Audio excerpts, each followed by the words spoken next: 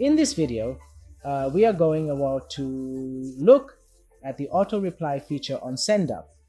The auto reply on SendApp is primarily aimed at speeding up some response processes for certain customers that often need to be structured manually. In this case, by using keywords or a single keyword, such as "we can." Speed up this process. Now, with the keyword only, we need to have, and this is absolutely aimed at click to chat, so when the customer automatically writes this in their message, for example, "Hello, I would like to write to receive information," a message will be sent by the bot through click to chat, which we will see later, and there will be an automatic response saying "thank you for contacting us." If we use the content of the keyword, we don't have to use the entire phrase but just "hello" or "information."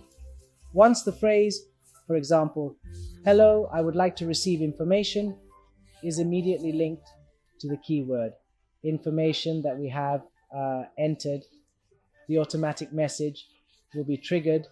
So we can also just use keywords that will be contained in the phrase.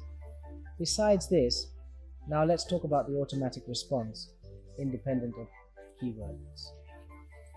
In the event that we want to structure an automatic message, regardless of what the customer writes to us, we can, for example, structure it this way: "Hello, at the moment we are not available. We will contact you as soon as possible," regardless of what the customer writes. This is the response. Then, for example, you can structure this auto reply to guide the customer towards keywords. So, press 1 for the price list. As a keyword, we will insert, for example, 1, and for the price list, we can write 120 euros for a specific product or whatever it may be. Then, for example, keyword 2.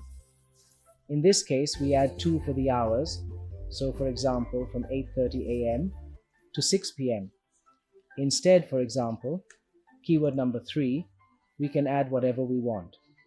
This allows us to structure a standard auto reply that can trigger other auto replies if we indicate them, as in this case, press 1, press 2, press 3, and so on.